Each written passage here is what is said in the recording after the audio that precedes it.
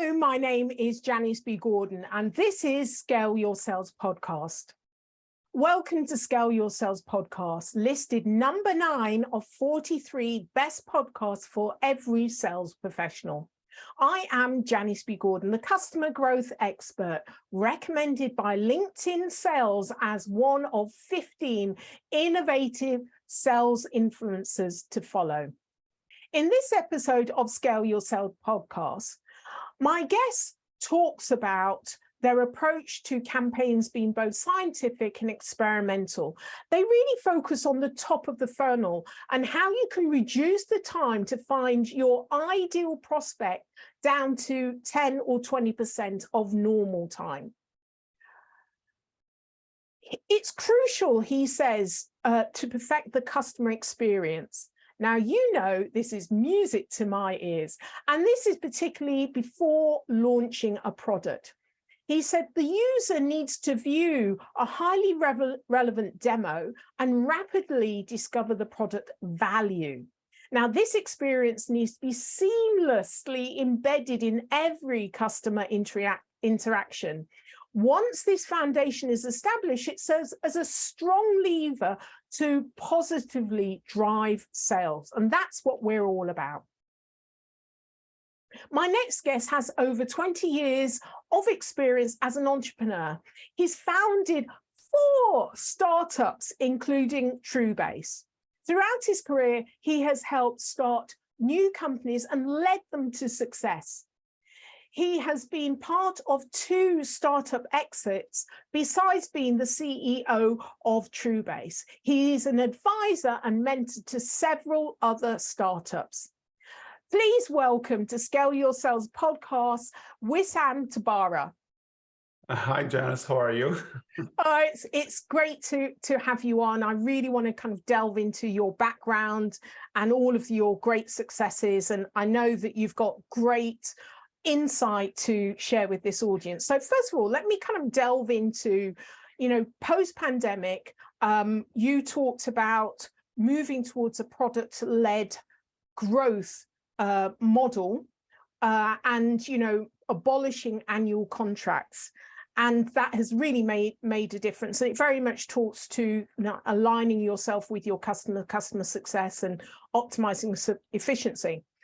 My question to you, post-pandemic, in order to survive and help our customers, many companies have switched their go-to-market strategy. But it's been the pandemic that has initiated that. I wonder, had this been part of the go-to-market strategy way before the pandemic, would that have made a difference to where you are now as an organization? Great question, Janice. Yeah, happy to share my insights here. Well, I always think the pandemic was more like an accelerant agent than really anything else. So, and I see that actually not just obviously in sales and B2B and all of that kind of thing, but also on how it impacts our lives, right? Where we were heading 10 years ago, we got there in 2 years, right? So to specifically answer your question about the product-led growth, well, I actually come from an engineering background, so I was sitting on the other part of the house, right? Not the front part of the house. And it kind of happened there. You see, where we used to buy software, it was more like an enterprise sales, where you approach and talk to the CIO and CTO, and you go pitch them, and you do all that kind of stuff. Where it happened that now you're going to more open source, you find a champion within the organization, they try it, they play with it, they love it. Then they go and they pitch it to their manager, and you expand in the organization, right? I read the stats last time that a CTO is managing around 900 software within the organization, right? So imagine how on earth they're going to go and sit on enterprise sales to get all that happening, right? So when I did the switch in my career, 10 years ago or so, and And now I'm like more sitting on the business side of the house, and I still see like a lot of the enterprise sales in place, which, don't get me wrong, it's awesome and it works in many occasions, and that's where the ultimate goal is. But it's not the only way to penetrate an organization, right? So that's where I think product-led growth, especially post-COVID, downturn economy, right? Where getting locked and everything got shaken in a way, and it accelerated this pattern, and that's why it's catching up right now on the business side. Interesting. Repeat that back to me, the CTO, the number of applications they're having to manage. 900 plus on a Fortune 100 or 500. I don't remember exact stats, happy to look it up, but it was something mind-boggling like that. Yeah. And that's probably happened in the last, what, 10 years or so? It seems pretty chaotic, crazy that we've allowed this to happen. Is it really necessary? What do you think is the optimum efficiency, not so much in number, but where we're moving towards? Because that cannot be sustainable. The tech stack is enormous now. So it just seems that we're adding so many layers of unnecessary complication. I don't know what your view is, Wissam. Yeah, well, it really depends how you look at it. I mean, we are like right now relatively small, and I think we have like around 50 software, right? And if you look at every team, right, like your engineering team, your success team, your sales team, everyone wants more efficiency, and software is eating the world. And one way to pick up more speed is to sometimes get more software. And I will name like maybe 10%, 5% of that software that we acquired was actually bought over time. Bought over an enterprise sales, right? It was all like we tried it, we loved it, and then we eventually, actually, I've had conversations where we wanted to get the yearly contract, get the discount, get all of that in place. And that's when we had the conversations. Mm-hmm. Yeah, interesting. So you're a very successful entrepreneur, founder of businesses. I'd like to go back a little bit. Mm-hmm. I'd like to go back where this started, how this came about, your engineering mind. Engineers often stay in their safe space, but actually you've really stepped out into growing businesses, managing teams across various functions as CEO. What is it in you that wanted to step out of the engineering space? Because that's obviously how your brain works. So what is it and where did that start? Yeah, great question. Well, the one thing that I'm a little bit unusual, that I do come from a business background, and I actually entered engineering through my business background. And okay. But the majority of engineers that turn out to be in business, they really don't have necessarily that path. But if you kind of like step back for a second, engineering is all about problem solving, right? It's all about efficiency.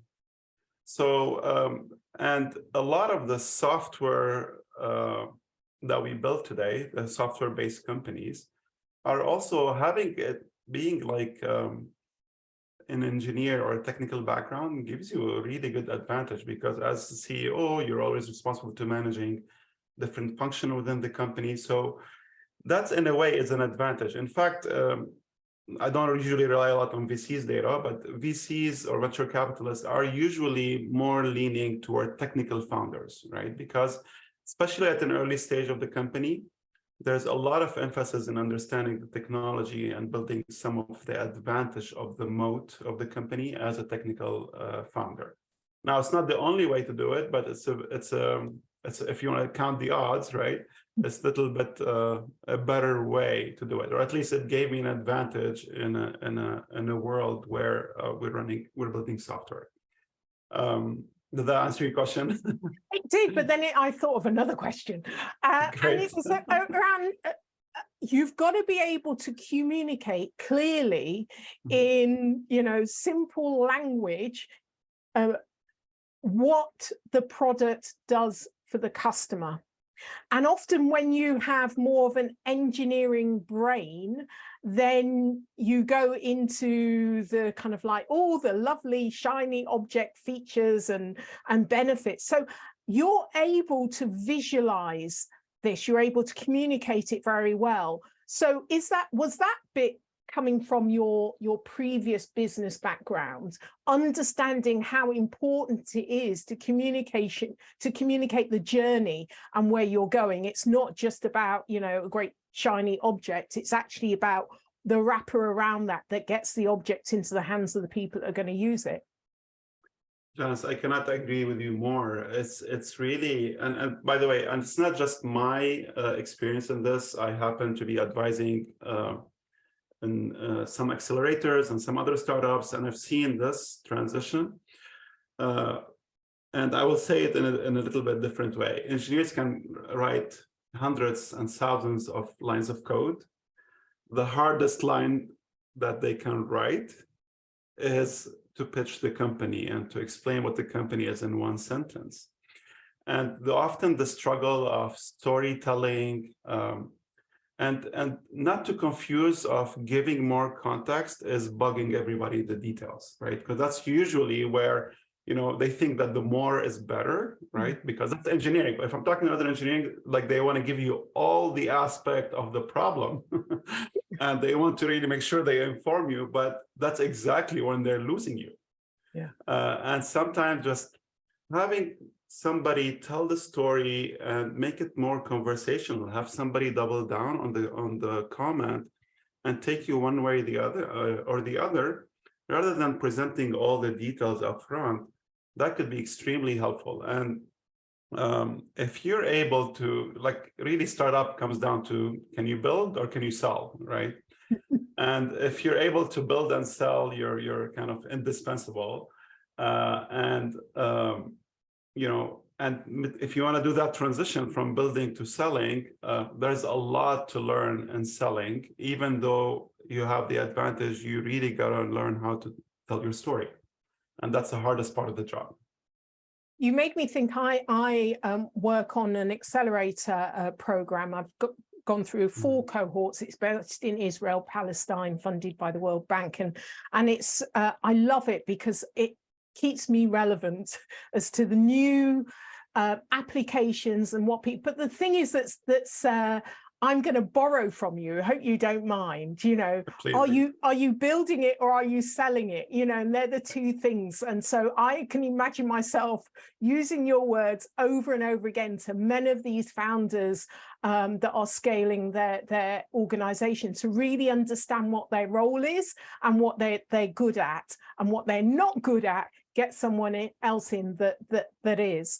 So I love that phrase, and it's really simple, but it's very clear. That's what it is, and that's what's important to the business. So tell me more about TrueBase. What's unique and different about what it does for its customers? Yeah, well, to really the best explain TrueBase is to just first describe the problem. And that's kind of really related to what you asked me originally, be like coming from engineering and what bugged you to really go take that one on. And just sitting in a revenue team, and over the many startups I built over the past, it was always the same thing. I'm trying to hire, I'm trying to find customers or investors, and I find myself sitting in LinkedIn, right? And running all these Boolean searches and clicking next for hours, and then opening each profile and able to just kind of read the profile and research. And I'm like, this does not scale. Even when I was part of very well-funded startups where we had, large teams of SDRs and BDRs, still, we will sit and do financial modeling. We'll say, well, each BDR, and we'll do 3 deals a month. I'm like, why 3 deals, right? And so it's like, it was all the number, it was all manual, and it has not changed, as it never evolved. And even today, if you spent tens of thousands of dollars on some of the best prospecting tools or solutions out there, it's still manual. So it takes around at least 10 minutes per lead if you want to go through the whole prospecting journey today. And it's very time consuming. And quite honestly, that's what makes or breaks your business. Like the other thing we learned, we're talking about accelerators and startups, is that building the company is 50% of your success. Taking the company to market or the product to market is the other 50. And usually people, especially technical founders, get to ignore that. It's not build it, then they come, right? You have to build it and you have to take it to them. Yeah. So, so with TrueBase, we really take that 10 minutes per lead journey and bring it to 2 minutes per lead without sacrificing any of the quality of the prospecting. So from basically finding an account to finding the leads you want to contact with the account, qualifying them, finding the contact information, and then writing a hyper-personalized message. All that we leverage heavily AI and workflows and automation to really get you through the journey really fast. So human can focus on what matters the most. It's not the repetitive, tedious work that's being done on a daily basis. It's more when somebody engage with you. And now this is the art, right? This is where human get involved, but not on the routine or repetitive work that prospecting really require from you. So where does it sit? Does it sit on top of LinkedIn, or it has other kind of databases, sources that it views? Yeah, so it's actually, we have 18 data sources, like kind of public data, and we work with a lot of partners. But it's kind of what you see on LinkedIn and Crunchbase and everywhere else in the world is similar kind of data from demographic, firmographic, and all that kind of stuff. But Janice, that's almost like part of the data, right? Where it gets a lot more interesting is, let me kind of give you a very simple example. How do you know a company is a B2B or B2C, right? Well, if you know it's B2B, if they're maybe using a CRM, if they have a sales team and so on, right? Such filters, right? They're actually not easy to find like on LinkedIn. You cannot go search, give me all the B2B companies. As simple as it sounds, right? You have to do the work. A person needs to do the work and read the website or understand a little bit the company to say this is a fit.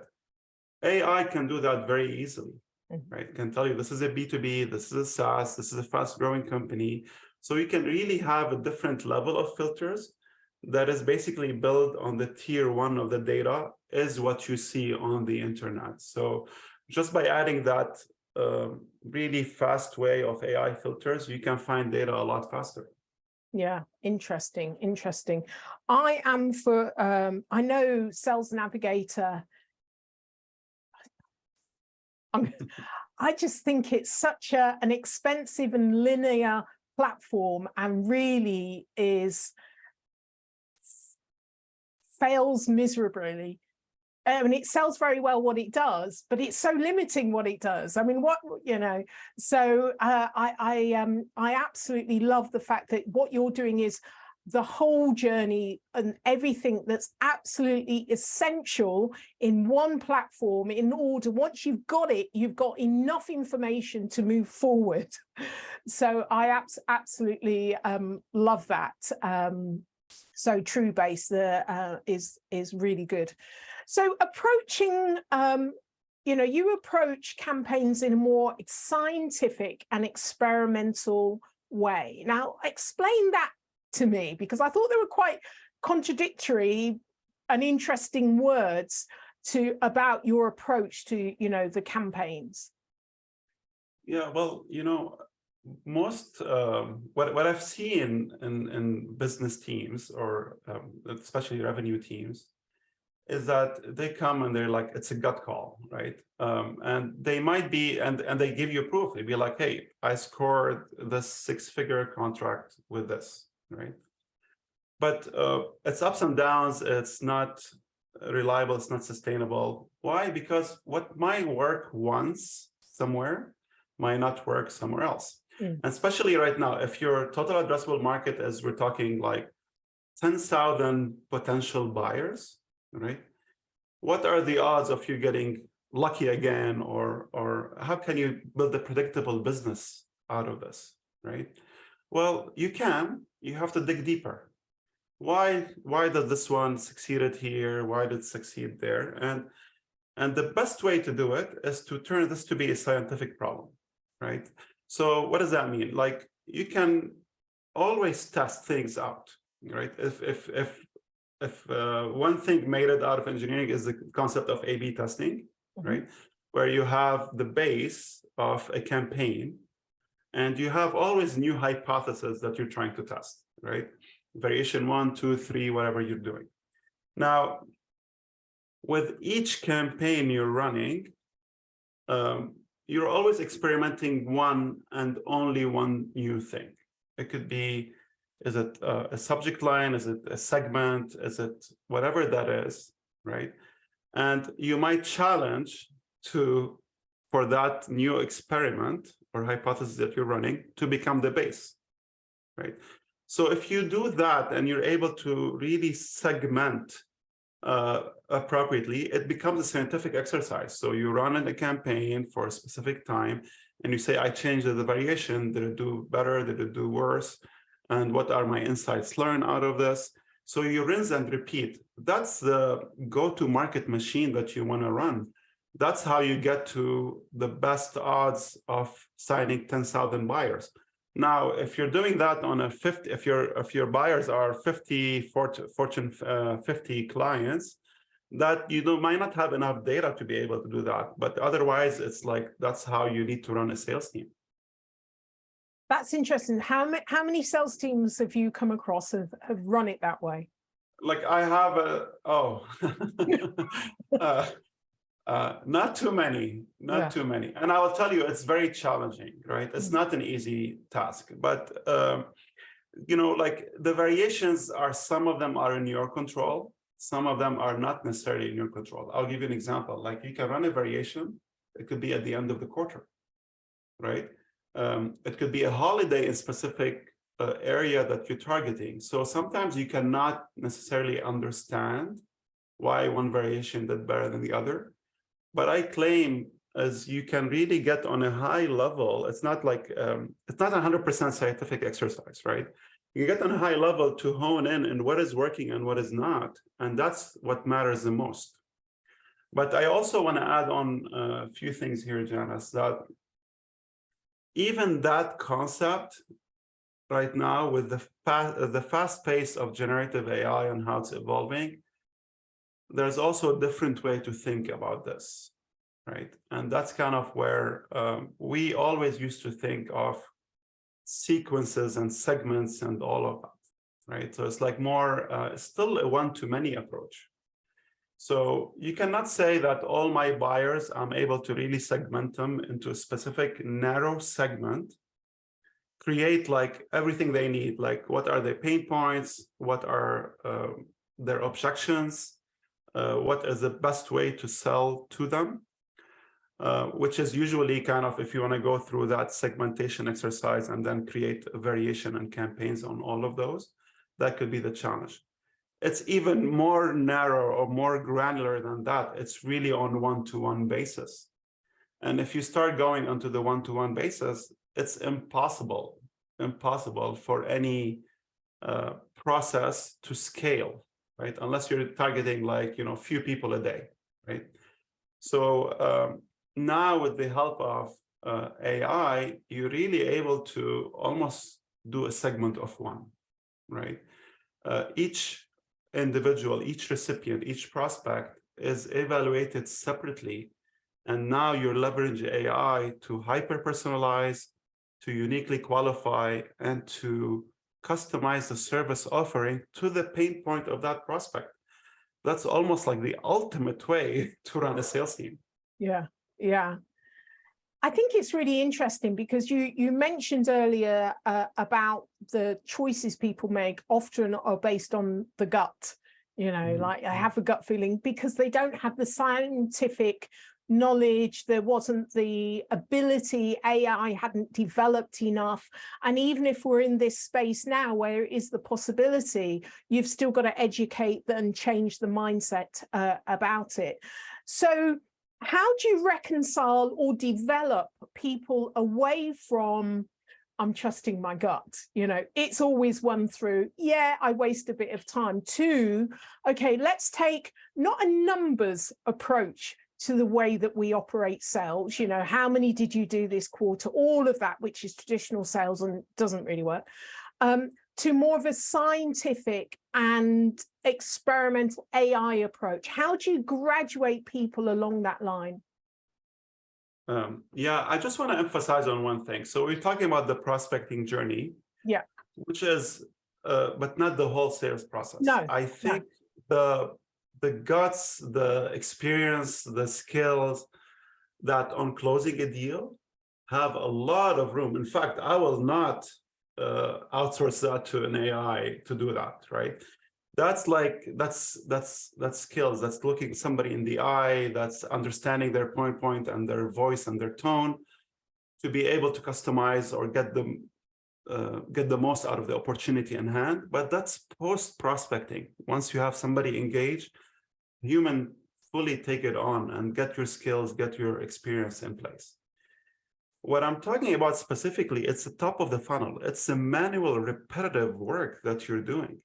That cannot be gut-based. It cannot scale, or it might work sometimes, it might not work another time. That is actually a very good candidate to basically automate and to have it all like scientific approach and to lean heavily on AI, because it might not do awesome on case-to-case basis, but if you take the numbers, the thousands of emails you send, it will most probably do a lot better than you can. And only engage when it's the right time for you to engage. And it's also problematic, Janice, especially in downturn economy. Today, to hire an SDR or BDR, it takes 4 months to hire and ramp up, right? To teach them what's the ICP, how to really qualify well, how to do all of that. Well, they last a little bit more than a year on the job, right? And that's before the downturn economy, right? So, so it's like you're spending 4 months to hire the SDR and train them. And it's an entry-level position. Everybody wants to move up in the organization, make more on their commission and all that kind of stuff. It's really hard, right? It's really hard to have a consistent top of the funnel machine in place. I'm not talking about the inbound, I'm talking more about the outbound.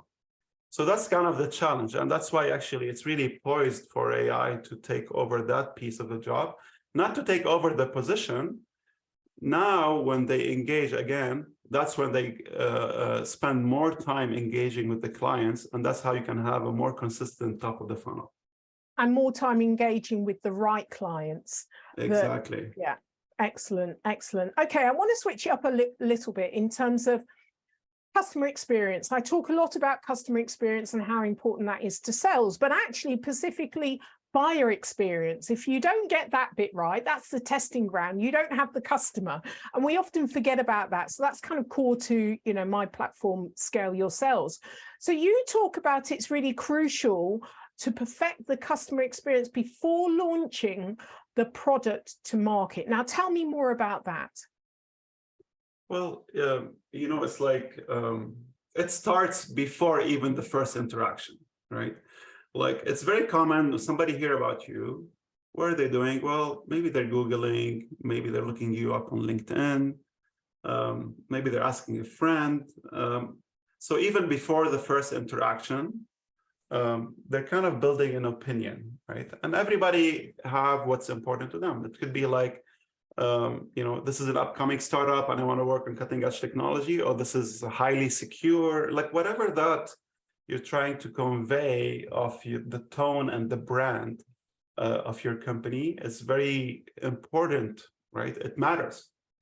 If somebody got a cold email, maybe the first thing they do is Googling you, and maybe on that they might answer you, or they might, unsubscribe, right? Whatever the action is there. And now on the first interaction of a sale, as you know, Janice, it's a buyer journey, right? It's a few days, it's complex, it's B2B, sometimes it involves multiple stakeholders, right? That have different objection. So every part, every interaction matters, right? Even from like, I want a demo, how fast do you reply? How do you reply? How do you qualify? How do you price? How do you do all of that? How are you answering questions over time? All of that matters great in a great way to really ability to close a deal. So that I don't want to even say customers imply they bought from you. It's a pre-customer experience, right? Or the prospect experience for them to transition and from like your CRM from a suspect to a lead and so on. That actually, there's a lot more artifacts, there's a lot more processes and communication that needs to be in place to really drive them successfully all the way to the far right and have them buy. Excellent, excellent. Now you say that TrueBase is customer-centric. Customer centricity permeates through the entire organization. How does that play out? How does that happen? Yeah, so this is kind of like maybe unique at the stage of the company, and I understand this might not scale as much, but I actually think of it as a founder job. So today I do things we do not that do not scale, right? So I'm sitting on the customer demo, I'm listening to their pain points, right? And that actually I turn around, that's what drives all our product roadmap, right? And we're able to not do the hypothetical exercise of building, personas and have them on the board, which is super valuable. I go call people by name, or we're like, well, Alan told me this, and Allison told me that, right?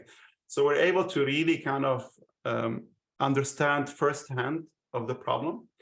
And that's actually very good on the early stage startup. We quickly kind of, and if you're able to build it right, able to react, that you can understand that a lot faster. The other thing is actually we rely a lot on data and tracking. So any interactions on our websites and the app, we track very well, and we try often to establish that relationship.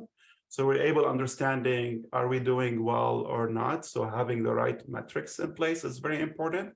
So both of those kind of really keep us grounded, that we're working on the top of mind for our customers. Excellent, excellent. All right. In the final question, I'm going to ask you, if you were on a desert island on your own, what's the one thing you'd take with you? As simple as this question, it seems really hard. I'm assuming you're talking career-wise, because I'll take probably my family with me. The first thing I'll take. One thing. You're on your own. You can take one thing with you.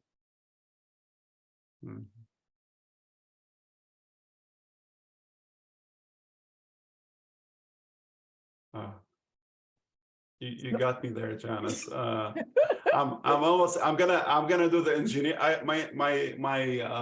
My answer is gonna be more like the one to pretend to be smart. I'll be like, I will take my laptop and an internet connection because I can talk to everybody and I can still do whatever I want to do if I have to. But I don't know. That tells me it's important for you to be connected to people, that you probably need that, link to people, and you may not survive. Is that true? Well, I think it kind of basically tells that my family are important to me, my work is important to me, and that's very true. But I also highly appreciate that the going off the grid concept. Like when I go on vacation, everybody on my team, I say, go disconnect, right? Like really, and that's important to me. And I do have survival. I would not be in startup without my survival skills. So I'm not fully agreeing with you that that's important to me. I think what's more important to me is staying connected with my family and my work, which I love. Yeah. But I also value the disconnect part. So maybe I will take my laptop and I will shut it, and I will not rely on it. And I'll be okay. If it's solar powered without any storage batteries, that means you've got only the daytime to use it, and you have to shut off at night. How's that? That sounds great. That Okay, sounds great. all right, that's a deal. It's yours. Great question. You gave me a lot to think about here. Oh, great. So how can listeners get hold of you? What's the best way? Yeah, I'm active on LinkedIn. So my first name, Wissam, last name, Tabbara. That'll be my handle. A really easy way is also go to truebase.io, which is obviously I'm the founder there. You can go to the About Us and there's all the links there. Excellent, excellent. Well, thank you so much for sharing your knowledge. It's been really fascinating getting to know you, and I really appreciate you being so open. So thank you for being a guest on Scale Your Sales podcast, Wissam. Of course, that was a lot of fun. Thanks for having me. Thank you for listening to this week's episode of Scale Your Sales podcast. If you like this discussion, feel free to listen to other episodes or watch the captioned show on YouTube and subscribe to future episodes. I would really appreciate it if you would leave a positive review on iTunes. Thank you.